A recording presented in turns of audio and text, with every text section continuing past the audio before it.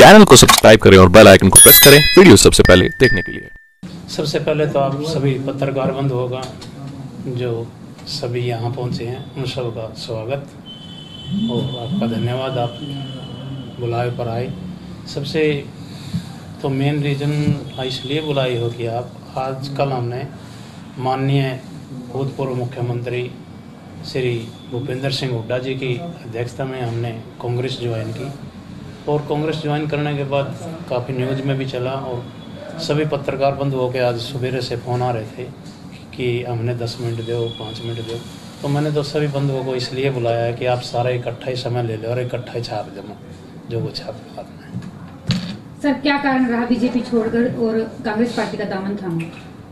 देखिए, विशेष कारण जो रहा मेन कि बीजेपी पार्टी में सबसे ज़्यादा कार्यकर्ताओं की अनदेखी, कार्यकर्ताओं के किसी की भी कार्यकर्ता के एक नेता वही होता है जो जनता के काम करे और जब जनता के काम सरकार के सामने या किसी मंत्री मिनिस्टर के सामने लेके जाते हैं तो वो अनदेखी करते हैं। तो जब जनता के काम नहीं होंगे तो नेतागिरी किस चीज़ की करते हैं।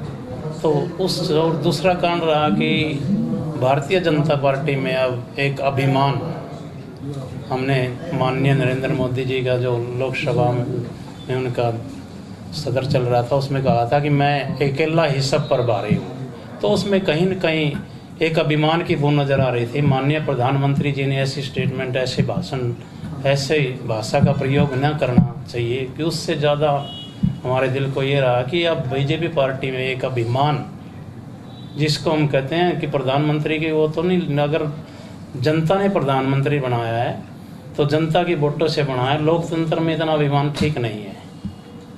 उससे कई कारण रहे। दूसरी बात कि भारतीय जनता पार्टी ने हमेशा जो मेन मुद्दे हैं, मेन मुद्दों की राजनीति से जनता को भटकाया है। कभी हिंदू मुस्लिम का नारा लगाकर वोट लिए, कभी गौ सेवा के नाम पे वोट लिए, कभी जाति पाति के, जाट नॉन जाट, पटेल नॉन पटेल, इस तरह की जनता के जो मुद्दे होते हैं, जो एक आम आदमी की मूलभूत आवश्यकताएं होती हैं, उनको अनदेखी करके एक सिर्फ उन्होंने वोट लेने का तरीका अपनाया है और गरीब जनता पर, आम जनता पर, चाहे व्यापारी हो, कर्मचारी हो, किसान हो, मजदूर हो, और सबसे बड़ी मार जो हमारे शिक्षा, जो पढ़ लिख कर युवक पढ़ते हैं और उनका मेन ध्येय होता है कि सरकारी नौकरियों में अनदेखी करना, सरकारी नौकरी, बेरोजगारी की। आज जो भारत श्री भूपेंद्र जी हुड्डा जी की सरकार में हरियाणा नंबर 1 होता था हर तरह से, आज वो बेरोजगारी में नंबर 1 हो रहा है। तो इन सभी बातों को देखकर हमने कांग्रेस ज्वाइन की और 14 साल तक मैं भारतीय जनता पार्टी का एक कार्यकर्ता रहा। पूरा अपने लगन से अपना 100% देते हुए कार्य किए और पिछले 5 साल जो जिला परिषद का मेंबर भी रहा, जिला परिषद मेरी मिसेज चेयरमैन भी रही। जनता के कोई भी सफेदों का या पूरे ज़िले का आदमी मेरे पास आया, बिल्कुल भेदभाव हटाकर सारी जनता के काम करने का कार्य किया। सर, कांग्रेस पार्टी ही क्यों? पार्टी और भी अलग है, इसमें क्या खास बात रही सर? देखिए, माननीय भूपेंद्र सिंह जी हुड्डा की जो 10 साल सरकार रही है, उस सरकार में हर वर्ग के काम हुए हैं, हर वर्ग खुश था, चाहे किसान हो, चाहे कर्मचारी हो, चाहे अपने छात्र हो। बेरोजगारी के मामले में रोजगार देने में नंबर 1 कांग्रेस पार्टी रही 10 साल में और सभी वर्ग, आज प्रत्येक वर्ग सड़कों पे हैं, चाहे किसान लगा लो, युवक लगा लो। आपने पीछे देखा था जो पूरे 1.5 साल जो अपनी पंचायत होती है, जो अपने इस लोकतंत्र में सबसे निचली पंचायत, जिला परिषद, ब्लॉक समिति और पंचायत के चुनाव की अनदेखी करते रहे। पूरा कर्मचारियों की जिम्मेवारी लगा रखी थी और कर्मचारी अपनी मनमर्जी से कार्य कर रहे थे, मन मर्जी से जो मटेरियल लगता था वो लगाते थे। पूरा भ्रष्टाचार इस प्रदेश में देखने को मिल रहा था। पारदर्शिता की सरकार बताती है बीजेपी की, हम पारदर्शिता से हम काम करते हैं। आपको क्या लगता है कि आप किस पार्टी में भी रहे हैं और अभी आप कांग्रेस के साथ अभी आप... अगर कहीं पारदर्शिता होती तो हम बीजेपी का दामन क्यों छोड़ते, क्यों कांग्रेस ज्वाइन करते? हमें कहीं भी नज़र नहीं आई पारदर्शिता। कुछ दिन जो पहली टर्म रही है बीजेपी की, माननीय मुख्यमंत्री जी ने जो नारा लगाया था कि बगैर खर्ची और बगैर पर्ची के हम नौकरियां देंगे, कुछ दिन तो वो काम चला था, लेकिन अब तो पर्ची की जगह, खर्ची की जगह पूरे बैग हाथ में आ रहे हैं। और बीजेपी का एक नारा रहा कि मेन तौर पर जो बीजेपी के अंदर इन्वॉल्व हैं, जो मंत्री मिनिस्टर हैं, वो तो अपना पेट भर लो, कार्य करता हो जाओ, भाड़ में कार्य करता है, कुछ नहीं करना। हरियाणा के जो सरपंच हैं उनकी हड्डियां चटकाने का काम अब की बार तो सरकार कर रही है, कैसे देखते हैं? आप सब पत्रकार बंधु बैठे हैं, जो आपने देखा था जींद में क्या सरपंचों के साथ हुआ है। अगर आपने सरपंचों के इतनी अनदेखी करनी थी तो पंचायती चुनाव करवाने की आवश्यकता ही नहीं थी, क्यों सरकार पे बोझ गिरा? तो पिछले 2 साल से जो प्रशासनिक अधिकारी ही कार्य कर रहे थे वो करते रहते। और सबसे बड़ा काम क्या है कि जब पंचायती राज, पिछला पंचायती राज चुनाव में चला हुआ था, जिला परिषद चले हुए थे, ब्लॉक समिति चले हुए थे, पंचायत सरपंच काम कर रहे थे, उस टाइम में सरकारी रेट, मटेरियल के सरकारी रेट क्या थे और आज सरकारी रेट क्या है? आज 1.5 गुना सरकारी रेट है, यानी प्रशासनिक अधिकारी काम करके भी दुगने पैसे कमाने का कार्य कर रहे हैं, और वो लालच उनको वही दुखी कर रहा है। और मेन जो अपने पंचायत मिनिस्टर साहब हैं, जननायक जनता पार्टी से आते हैं, और जननायक जनता पार्टी का तो एक धक्का मुक्की की सरकार रही है, लोकतंत्र में विश्वास ही नहीं करता जननायक जनता पार्टी। चाहे आप इनेलो को ले लो, जब अपने इनेलो की सरकार थी उस टाइम भी धक्का मुक्की की सरकार थी, और आज भी धक्का मुक्की की सरकार है। और उस सरकार का देखो ना आप विधानसभा में भी क्या हाल है, विधानसभा में भी धक्का मुक्की है, यहाँ तक कि किसी को मर्यादित भाषा से नहीं बोलना। अभय सिंह चौटाला जी आगे क्या बयान थे, दुष्यंत जी क्या बयान थे, विधानसभा में भी जब ये हालात है तो आम जनता में क्या हालात है? एक तरफ से तो बलराज कुंडू है जन जागृति यात्रा लेकर के चले, और दूसरी ओर अभी इनेलो परिवर्तन यात्रा के साथ चल रही है, किस तरह से मुकाबला करे कांग्रेस? कांग्रेस एक राष्ट्रीय पार्टी है, और कांग्रेस ने तो ये दिखा दिया, जब भारतीय जनता पार्टी ने लाखों करोड़ों अरबों रुपए खर्च करके राहुल गांधी जी को एक पागल बनाने का काम किया गया था पत्रकारों के द्वारा। उन्होंने एक ही झटके में जो पद यात्रा की है, तो पूरा एक टी-शर्ट में पूरा भारत को नाप दिया। एक तपस्वी जीवन जीते हुए कार्य कर, राजनीति कर रहे हैं। तो राहुल गांधी जी की तो बीजेपी में कोई भी बाँ पकड़ने वाला नहीं है, आज तक अपने आप को नेता स्थापित किया है राहुल गांधी जी ने। सर, सीएम हाउस के घेराव के दौरान कर्मचारियों के साथ जो दुर्व्यवहार किया गया बीजेपी के द्वारा, सरकार की नीतियों को आप किस नजर से देखते हैं? बीजेपी ने कर्मचारियों के साथ क्यों, हर वर्ग के साथ किया है।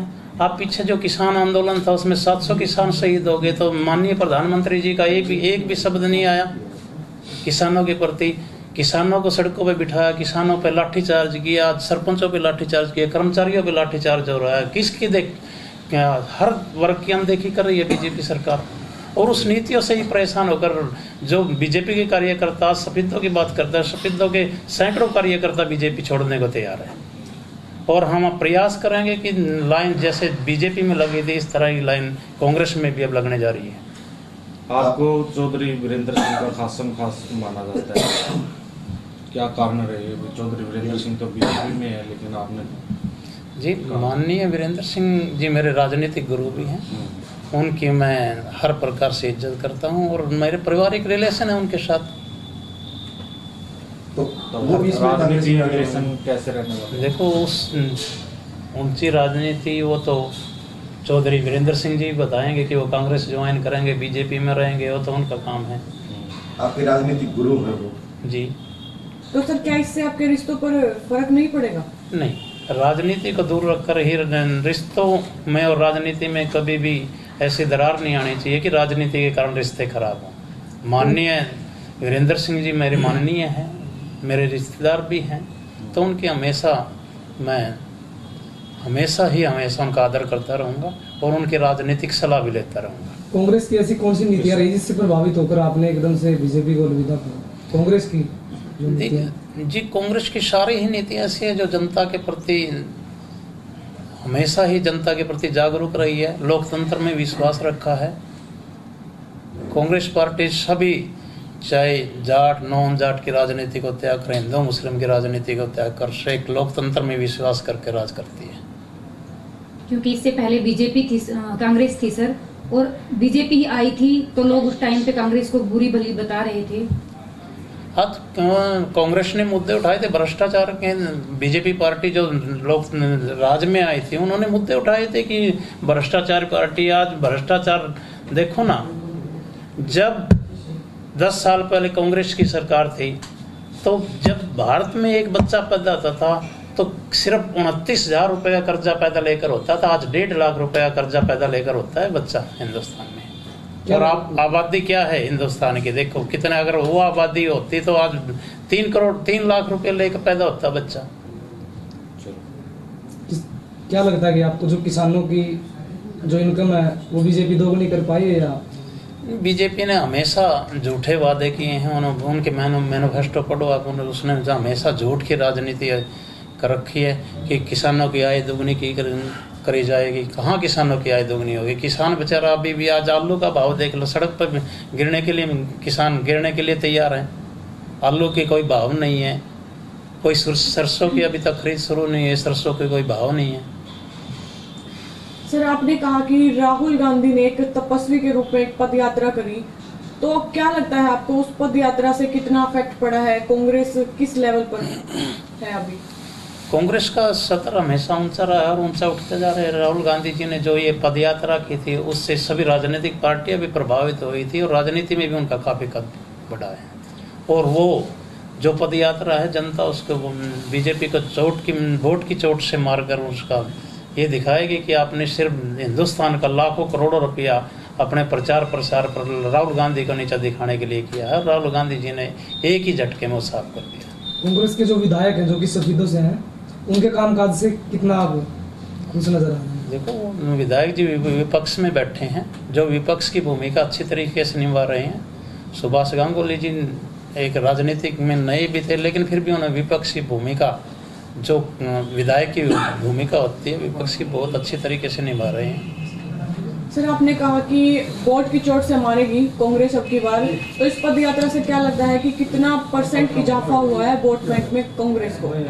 जी, जनता मारेगी चोट की वोट। कांग्रेस को तो दोबारा से जनता, अब जो विधानसभा और लोकसभा में चुनाव होंगे, आप उसमें देख लेना कि आप पिछले बार भूपेंद्र जी हुड्डा जी को कमान दी थी थोड़े दिन के लिए, लेकिन भूपेंद्र जी हुड्डा जी अब मजबूत उसमें खड़े हैं। अब की बार तो जो बीजेपी ने नारा लगाया था कि अब की बार 75 पार, मेरे हिसाब से अब की बार 75 पार कांग्रेस लेकर। तो आपको लगता है हरियाणा में कांग्रेस की सरकार आएगी? 100% क्यों नहीं आएगी?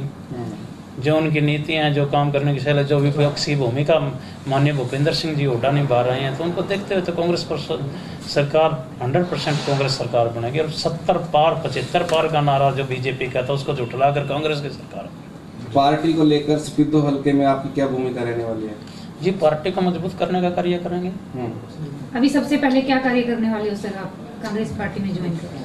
देखो, हमने शुरुआत की है कांग्रेस पार्टी की। पहले से कांग्रेस पार्टी को अच्छी तरीके से समझेंगे, जनता के बीच में जाएंगे, और हमेशा मेरा तो यही रहा है कि जनता के बीच में जाकर राजनीति करें और जनता के कार्य करने का काम किया। चाहे हमें जिला परिषद चेयरमैन रही है मेरी मैडम, उन्होंने भी ये कि वो था कि जनता के काम करो, ज़्यादा से ज़्यादा समय जनता का दो। और राजनीति का तो एक ध्येय ये होना चाहिए कि तपस्वी के रूप में काम करना चाहिए। कार्यकर्ताओं के लिए 12 बजे भी रात के अगर कोई कार्यकर्ता आपके द्वार पर आता है तो 12 बजे भी दरवाजा खुला होना चाहिए। आगामी समय में अगर पार्टी मौका देती है तो किस तरह से काम करेगा? अगर पार्टी जो भी हमारे को पार्टी जिम्मेवारी देगी उसको अपना 100% देकर कांग्रेस को मजबूत करने का काम करेंगे। सर, जनता आपसे जुड़ी हुई थी, आप पहले बीजेपी में थे, अब कांग्रेस में आए हैं, तो क्या फीडबैक आ रहा है लोगों का आपके प्रति?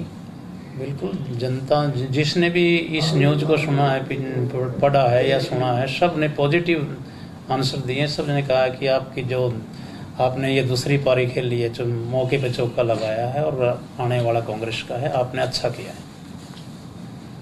सर, इसके अलावा कुछ अन्य विशेष कहना चाहिए? इसके आज तो आप लोगों से, ये पत्रकार बंधुओं से, कि निष्पक्ष आपने पत्रकारिता करनी चाहिए और सफेदों की आवाज़ उठानी चाहिए। हर मुद्दे पर आवाज़ उठानी चाहिए सफेदों की। जो सफेदों में अब बीजेपी की सरकार 10 साल बीजेपी की सरकार रही है, बताइए तो आप सफेदों में क्या नया काम हुआ है? जी, आपको कहाँ लगा कि सफेदों के पत्रकार निष्पक्ष खबरें नहीं दिखा रहे?